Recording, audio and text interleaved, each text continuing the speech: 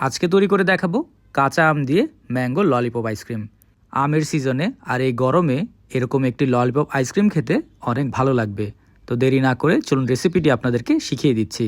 আমি নিয়ে নিব 2টি কাঁচা আম।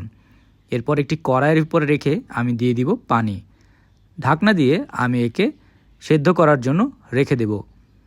আপনারা কে কোথা থেকে আমার এই ভিডিওটি দেখছেন অবশ্যই কমেন্ট করে জানাবেন। আমি আপনাদের সবার কমেন্টের উত্তর দিব, কারণ আপনাদের কমেন্ট পড়তে আমার অনেক ভালো লাগে। আমার আমগুলো সেদ্ধ হয়ে গেছে, এখন এগুলোকে আমি একটি প্লেটে নিয়ে নিলাম। এরপর আমি ঠান্ডা করে এর চামড়াগুলো আমরা খুলে নিয়ে আসব। চামড়া ছাড়িয়ে আমাদের ম্যাঙ্গোগুলোর ভিতরে যে আঁশ আছে সেগুলোকে আমরা চামিচ দিয়ে এইভাবে নিয়ে নিব। চামিচ দিয়ে আস্তে আস্তে করলে ম্যাঙ্গো থেকে সুন্দরভাবে খুলে আসবে। সবগুলো আঁশ আমরা বের করে নিয়ে আসব। এরপর আমরা এগুলোকে নিয়ে একটি ব্লেন্ডারে দিয়ে দিব। খুবই সহজ একটি রেসিপি, চাইলে ঘরে যে কেউ এই ললিপপ আইসক্রিম তৈরি করতে পারবেন।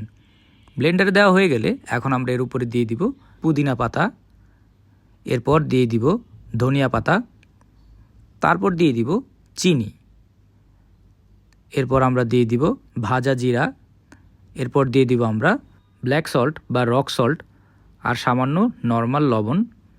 এরপর এই সবগুলোকে একসাথে আমরা ব্লেন্ড করব। ভালোভাবে ব্লেন্ড করব যতক্ষণ পর্যন্ত সবগুলো উপকরণ একসাথে ভালোভাবে মিক্স হয়ে না যাচ্ছে। ভালোভাবে যখন সব কিছু একসাথে ব্লেন্ড হয়ে যাবে, আমরা এর উপর দিয়ে দিব সামান্য পানি। পানি দেওয়ার পরে আমরা আবারও কিছুক্ষণ ব্লেন্ড করব। সবগুলোকে ভালোভাবে ব্লেন্ড করা হয়ে গেলে আমরা এগুলোকে নিয়ে আইসক্রিমের মোল্ডে দিয়ে দিব।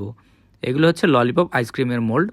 সবগুলোর উপরে আস্তে আস্তে করে ঢেলে দিতে হবে। আপনার বাসায় যদি ললিপপের এই মোল্ড না থাকে তাহলে আপনি স্টিলের গ্লাসের ভিতর ঢেলে ঠিক এইভাবেই আইসক্রিমটি তৈরি করতে পারবেন। এখন আমি দিয়ে দিচ্ছি ফয়েল পেপার। ফয়েল পেপার দিয়ে ভালোভাবে আমি ঢেকে দিচ্ছি। এরপরে সামান্য অংশ আমি কেটে এই দিক দিয়ে আমি কাঠি ঢুকিয়ে দিব। ললিপপ আইসক্রিমের যে কাঠিটা সেটা আমি এদিক দিয়ে দিয়ে দিব। সবগুলোর ভিতরে কাঠিগুলো দিয়ে আমরা এগুলোকে ফ্রিজে রেখে দিব। আমাদের ফ্রিজে রাখতে হবে 8 ঘন্টা, বা চাইলে আপনি পুরো রাত রাখতে পারেন, তাহলে ভালোভাবে জমে যাবে। আমি এগুলোকে সারা রাত ডিপ ফ্রিজে রেখেছিলাম। এখন এগুলোকে আমি বের করব। তো বের করার জন্য যে কাজটি আপনাদেরকে করতে হবে, প্রথমে ফয়েল পেপারটি খুলে ফেলতে হবে। এরপর হাতে নিয়ে সামান্য ঘষে গরম করতে হবে, তাহলে ভিতর থেকে এই ললিপপটি বের হয়ে আসবে। দেখতেই পাচ্ছেন কি সুন্দর ললিপপটি বের হয়ে এসেছে।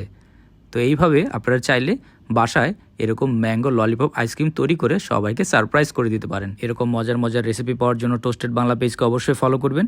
আর ভিডিওটি ভালো লাগলে একটি লাইক অ্যান্ড শেয়ার করতে ভুলবেন না। সবাই ভালো থাকবেন।